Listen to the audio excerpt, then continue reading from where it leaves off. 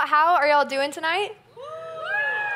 Awesome. Well, I don't know about you guys. I think I'm in the minority with this, but I personally can't celebrate Christmas before Thanksgiving. I know, I don't judge if you do and you, decorate it and all that stuff, but it's, something emotionally. If I listen to, Christmas music or I decorate, I just don't feel it. I'm not against it. I just don't feel it yet. But that means that I'm just extra excited for tonight, extra excited to kick off our Christmas series, extra excited for all of this stage set that's going on back here, everything in the foyer as well. Because to me, now it's officially Christmas season, and that gets me excited. This week when I was thinking about our Christmas series, All I Want for Christmas, I was getting a little nostalgic thinking about back to the things that I have asked for Christmas over the past few years. This week I went on Google and I looked up some of the biggest, most popular gifts for 2000s kids when we were growing up. And at first I didn't think I was going to resonate with any of those gifts, but I found a website that listed a bunch that I resonated with too, and you may as well. One of the biggest ones for 2000s kids growing up was the Razor scooter. How many of you guys had a Razor scooter growing up? Now, I don't know about you guys, but I don't even have that many memories riding my Razor scooter. I just have memories getting hurt by my Razor scooter, over and over again. Another big gift for 2000s kids growing up was Guitar Hero. My brother was super into Guitar Hero. Some of you guys were as well. I just have one memory of playing this on Easter, and it didn't end well at all. Another really big gift, which back then I was really into it, and now I just think it's the craziest thing ever, was the Easy Bake Oven. How many of you guys had an Easy Bake Oven? I just think that was really cool back then. Don't get me wrong, I had an Easy Bake Oven. But thinking back now, we had a perfectly good oven that was better, and we already had it. We didn't have to pay extra money for it. But we would buy an Easy Bake Oven and have powder and add an egg, and a mediocre brownie would come out of it, and we were obsessed when we could have just done that with our own oven. Another one, which again, this one I read online this week, and I hadn't heard about it since I was a kid. It was really nostalgic for me. And I don't know how many of you guys have heard of this, but a big one for 2000s kids was hit clips. How many of you guys have heard of this?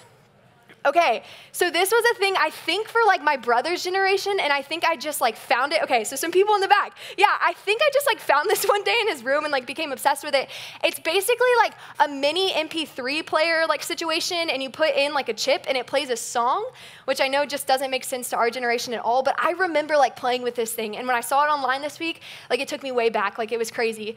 But something that I've learned over the past couple of years and realized, and you may have realized this as well, is that Christmas really is the biggest time of year to want things. I mean, many of us in the room and many people nationwide, worldwide, have Christmas lists or things that we want for Christmas, whether it's materialistic things or it's just things we want better in the future. We want something different for the new year. But December just kind of seems to be the time frame where most people want things or desire things to be different. They want more gifts or more things in their life. This week, I ran across a statistic which blew my mind about how much money we spend on Christmas gifts. The National Retail Federation estimates that the average American will spend $700 on holiday gifts and goodies this year, totaling more than $465 billion. Now, I think I'm way below the average of $700 for spending on gifts. I think I spent $7 last year for Christmas. I bought my dad a candy bar, and he didn't ever eat it, but it's okay because it's the thought that counts, right? So something I've realized along the way is how crazy it is, how much money we spend on Christmas gifts, but also as a result, because there's so many consumers out there trying to buy things for different ranges of people, there really are gifts out there for everyone. I mean, if you have family members who like to fish, anyone have family members who like to fish? Maybe they like to eat fish. There's a gift that you can buy them that they'll probably like, maybe, I don't know. If you have family members that like Nicolas Cage, there's a gift that you can get them. I'm just giving you guys ideas. If you have family members who love or who hate Donald Trump, there's a gift that you can get them as well. If there's someone in your life who you just think deserves nothing or already has everything, there's a gift that you can get them. There's someone in my life that I'm considering getting this year. It's my brother, spoiler alert. But anyways, so there's tons of gifts out there for every category, every kind of person in your life.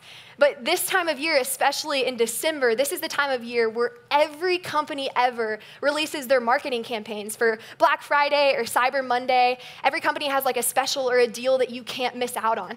I mean, if you just go online, if you turn on your computer, you'll see a commercial, you'll see an advertisement, you'll see a YouTuber advertising a product that will make this Christmas great. Over and over again, we'll see kind of an image, a Hallmark image of what a picture-perfect Christmas will look like. We'll see pictures of Christmas trees that have every present you can imagine under them. We'll see this perfect image of like what our Christmas cookies should look like. I just need to point out, I don't think anyone's Christmas cookies ever, especially mine, have ever looked like that.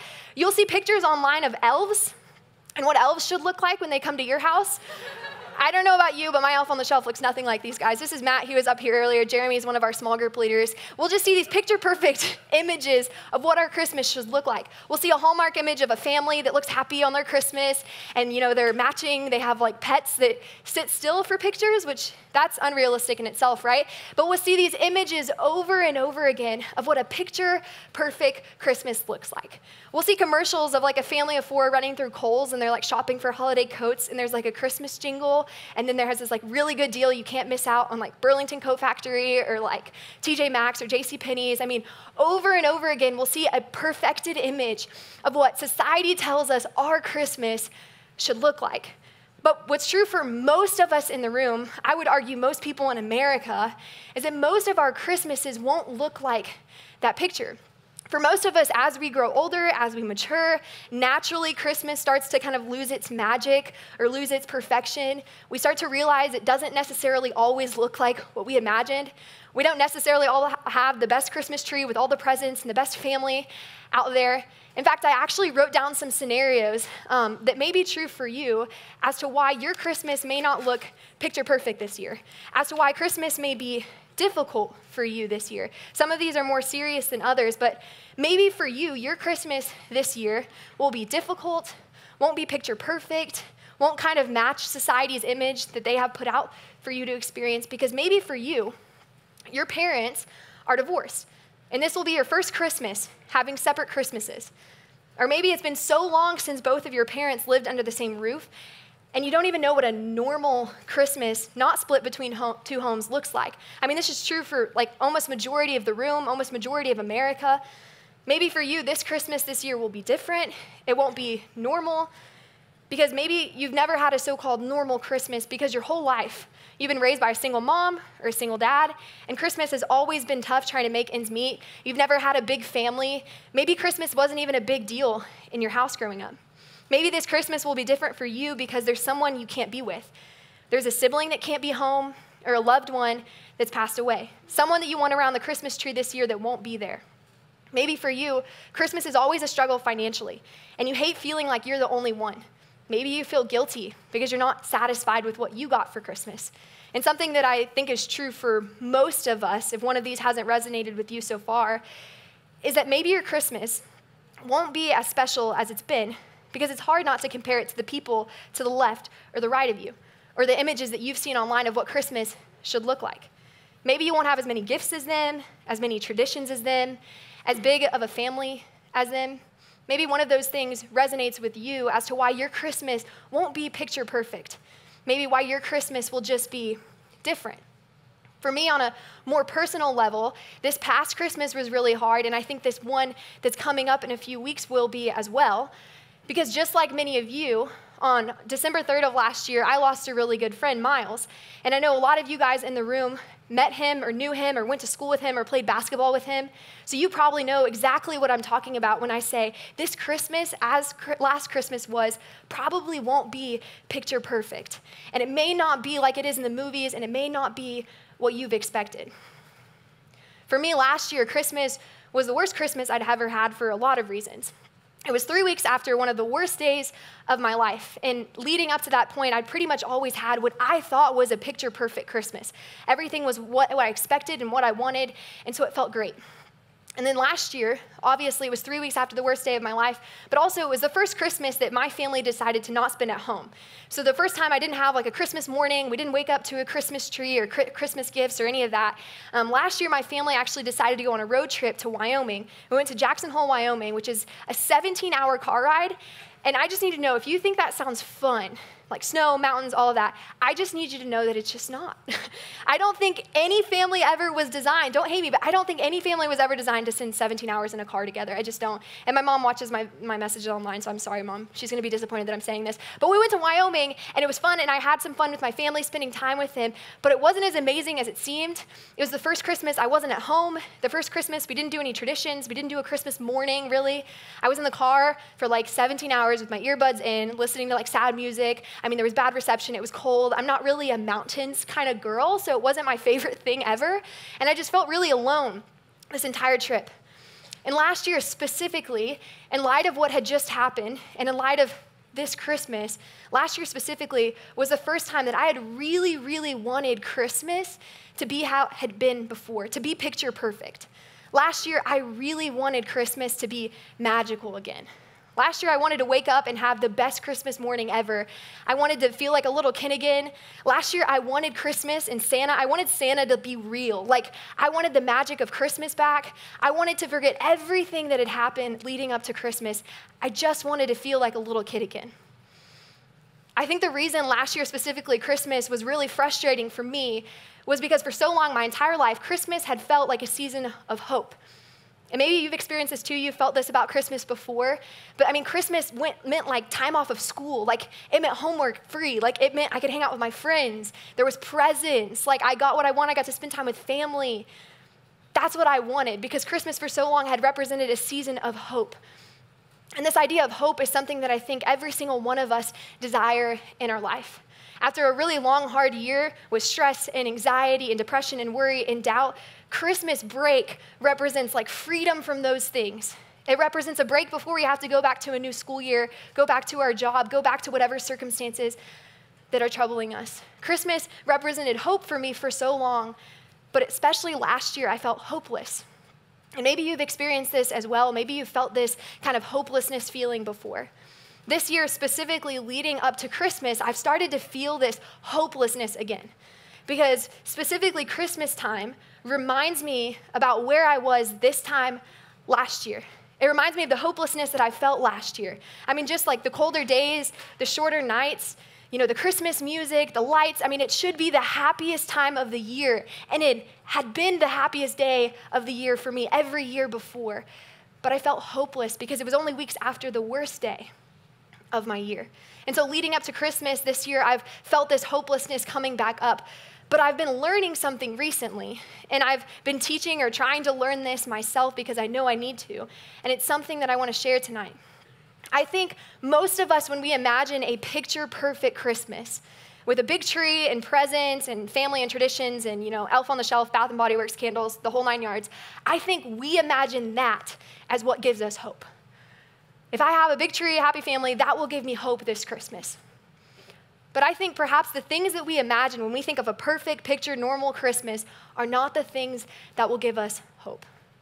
I think there's something else about Christmas that is worth celebrating, even when we don't feel like celebrating, and even when we feel like we have no hope. I think there's something about Christmas that can give us hope. And it may not be necessarily what you imagine when you imagine a picture-perfect Christmas. There's a verse in Romans written by a guy named Paul. And Paul lived 2,000 years ago. And what he writes in Romans to me isn't even that fascinating, but it's knowing what he wrote after the life that he had lived. Paul, if anyone should have felt what it felt like to be hopeless or to struggle, Paul knew what that felt like. Paul had been tortured. Paul had been imprisoned in his lifetime. I mean, he knew what it felt like to be hopeless. And so I think hearing what he writes in Romans about hope is all that more fascinating, knowing that the life that he lived.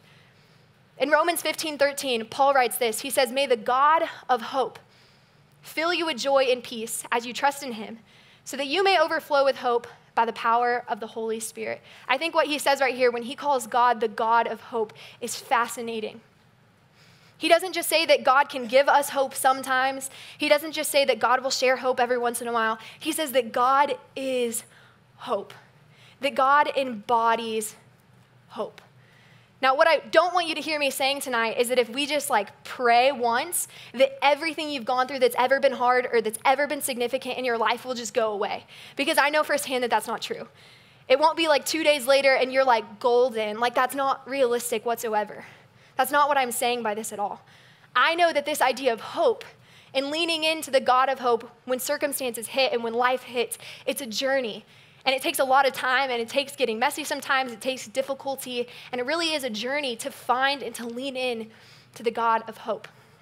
That's why almost a year ago to the day, here at Inside Out, I was in the audience just like you guys were. Jordan Geist, our Inside Out director, was up on stage, and he shared with us these things called the stages of grief. Almost a year to the date, he said, you will feel these things over the next year. If you've ever experienced something hard in your life, or you ever will, you will experience these things. I think many of us in the room who knew Miles have experienced these things over the last year. And many of us in the room are still experiencing these things. Many of us in the room are experiencing them right now in light of the season that we're in light of the time, the period that we are in, the time that we're in right now. And so tonight, what I want to do is revisit these things because they're important. I think they're important. And I think it takes a journey to get towards this idea of hope. And I want to talk more about that in a second. But first, I want to revisit what some of these things are. Now, I think the stages of grief are really interesting because they don't work how you would kind of suspect them to. When I hear stages, I think like chronological, 1, 2, 3, like here are the stages. But the stages of grief don't work like that. The stages of grief, you don't move one into the other, into the other, into the other. You kind of bounce around in all of them, and you continuously move through all of them. So it's not 1, 2, 3, and then you're done. The stages of grief you'll be in, and you'll experience, and you'll move between. The first stage of grief that we talked about last year was the stage of shock or denial. It's the moments in life where you kind of feel like an alien, like in your own body, and you just deny that that ever happened. You can't believe that that ever happened. It's like you can't even like speak because you don't believe that that is true. Another stage that we talked about was the stage of anger.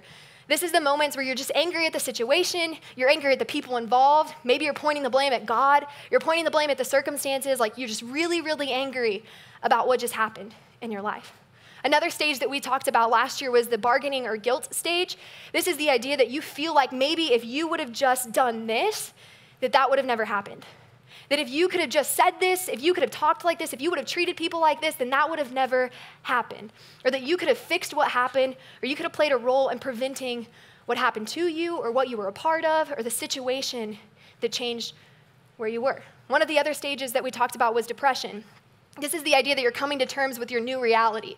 It's kind of a stage of deep sadness when you start to realize that what had happened did happen, and now you have to deal with it.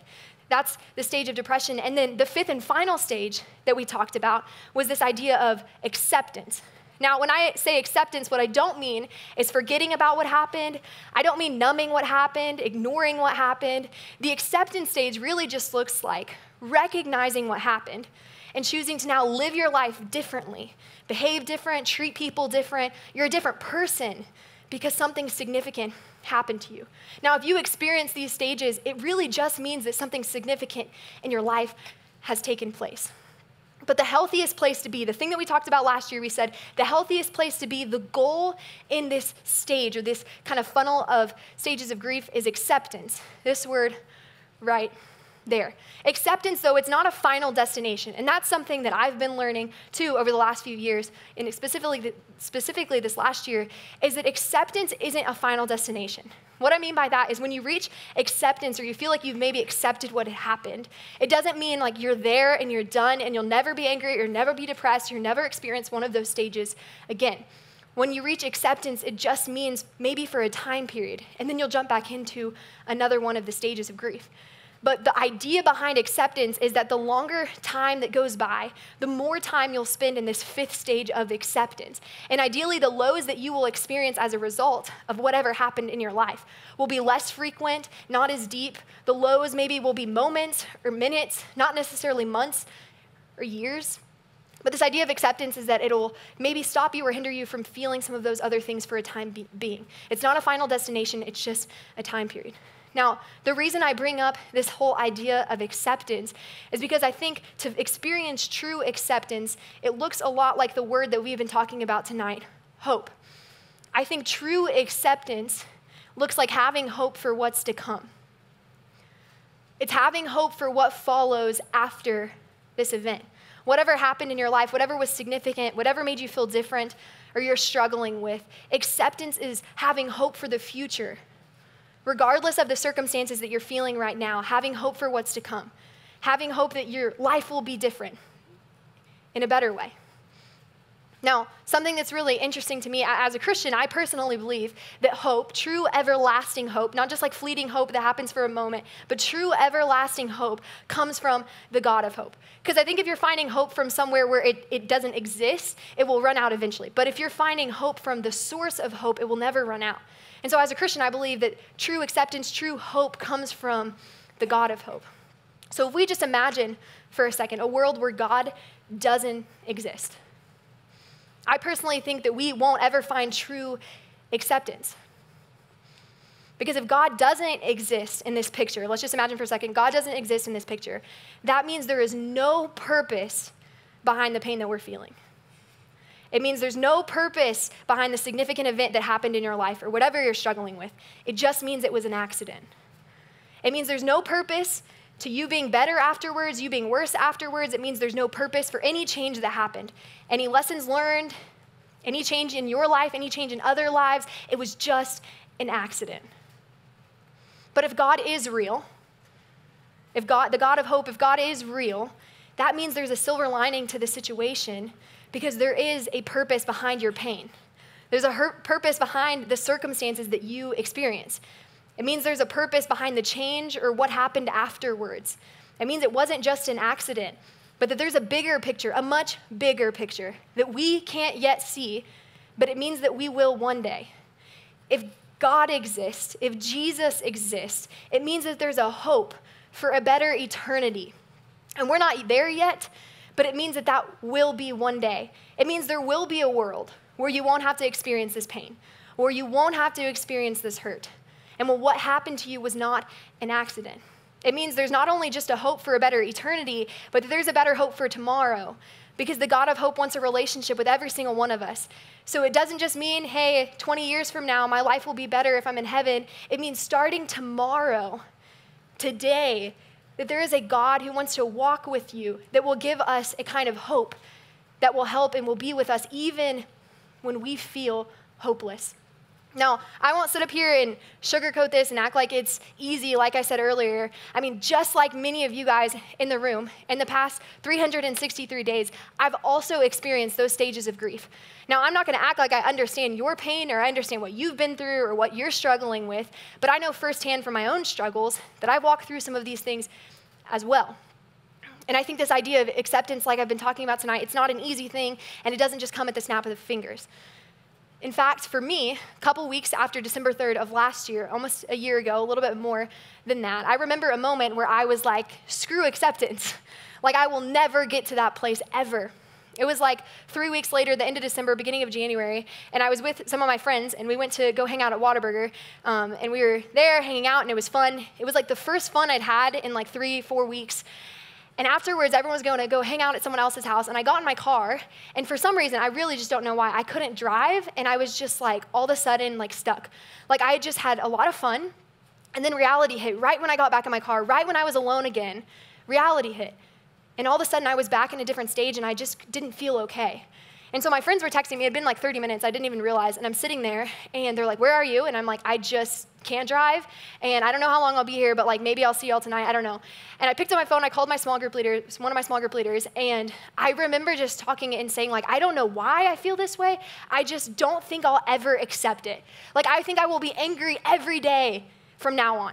Like, I don't know how I could ever be okay with this. I don't think anything good could ever come from this. And I remember just hanging up the phone, being upset, and I was like, this sucks. Screw acceptance. I don't think I'll ever feel okay about this.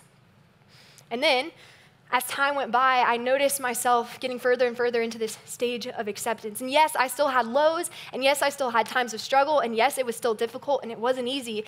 But there was moments for me, like at Camp 75 this past summer, when we sat in a room, this room, with hundreds and hundreds of middle schoolers and high schoolers and adults, and people were going crazy for Team 24. And I remember sitting in the back of the room with my team being like, this is incredible to get to see people's lives change, people's lives be different because of the life that Miles lived, because of how he loved people. For me, that was an incredible moment. Another moment for me was when we went to Africa back in August. Some of the students and some of the staff here at North Point, we went to Africa. And when we were in Africa, I remember just looking around me at so many people who were there because of Miles. And just to get to see them look at people differently, love people differently on the other side of the world. And I was like, this is just incredible just to get to see how his life impacted, how good came out of bad, how we are able to love people differently and look at people differently because of the life that Miles lived. Now, like I said, I don't think this is easy, and I don't think any of us are there yet. I think we still will have days where we're like, screw acceptance, I don't care, I'm gonna be angry for the rest of my life. Regardless of what's happened to you, I can guarantee that one day you will experience something that's a struggle, something that's a road bump, something that's a block in your way that it'll be difficult to get past. So tonight, I want to answer this question that you may be asking of how do we get to acceptance? I want to give you guys some tools that we actually talked about, like I said a year ago here at Inside Out, some tools to get to this place of acceptance that I need to work on, that we can work on, that will help us get there even when we feel hopeless and even when we're struggling. The first one is this right up here, and that's to feel the pain. And yeah, I know this sounds cheesy, but if we experience something hard in our life and we lose hope, the first thing I think we have to do is feel the pain. You can't numb the pain. You can't ignore the pain. If you bottle it up and you never let it out, that will never help. We'll never be able to experience acceptance and true hope if we do that. If you want to cry, cry. If you want to yell, yell. But I think we have to feel the pain. I think another one that we have to do is we have to lean into relationships, whether that's friendships, whether it's your small group leaders, your therapists, your counselors, your parents, like whoever is in your life. I think it looks like leaning into those relationships, talking through what you're feeling, talking through what you're struggling with. I think this means leaning into a relationship with God, the God of hope. And I think it takes time. And like I said, I don't think it's like magical, one prayer and you're fine. But I think it takes going to the source of hope to find an everlasting hope, even when we feel hopeless. I think it takes making the decision to choose to grow. And I know this one also probably sounds cheesy, but I think we have to be open to the change that will come as a result of the circumstances or the events that took place in our life. Like I mentioned earlier, many of you in this room, this is relatable to you. You've experienced something that will make life hard, that will make Christmas hard, that will make the holidays hard, that will make the years to come hard. Maybe there's some of you in the room and you're like, nothing has happened, I'm okay. But I do believe that one day something will happen that will make life difficult. In fact, in John 16:33, Jesus is talking about the same idea, and he promises that it will be difficult. He says right here in John 16:33, he says, I have told you these things so that in me you may have peace.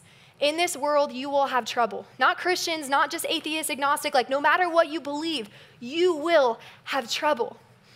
But he says, but take heart, have hope, because I have overcome the world. I think even when we feel hopeless, and I've been there too, and I know what you're feeling, not necessarily the extent that you may or the circumstances that you're in, but I know what it feels like to feel hopeless. And even when you feel hopeless, I think that the God of hope is right there. And when we choose to lean into him, and we choose to start to move towards a place of acceptance and everlasting hope, that we can feel this hope again, even when we feel hopeless. We can celebrate things like Christmas because what Christmas represents is that God sent his one and only son, Jesus, who says, take heart, Jesus, I have overcome this world. There is a hope for a better eternity one day, a place where you won't feel this pain, you won't struggle with this or that, where you will be reunited with the people that you miss right now. You can have hope for a better future, and you can have hope for a better life here on earth. Because when you enter in a relationship with me, when you lean into the God of hope, that is where you will find an everlasting hope that you can hold on to even when you feel hopeless. Let's pray. Dear God, thank you so much for this place. Thank you so much for Inside Out. I'm so grateful for the people that are in this room and the people that aren't in this room but want to be here today, God. I'm so thankful for what you are teaching us, God. That even when it's difficult and even when we're like, screw acceptance, I have no hope, God, that you sent your one and only son so that we can have hope, God. Thank you for giving us hope during Christmas. Thank you for giving us hope throughout the entire year, God, throughout our entire life, even when we don't feel like we have any, God. I'm so grateful that you sent your one and only son, God, and I'm so thankful for this life that we live, God. I pray this all in your son's name. Amen.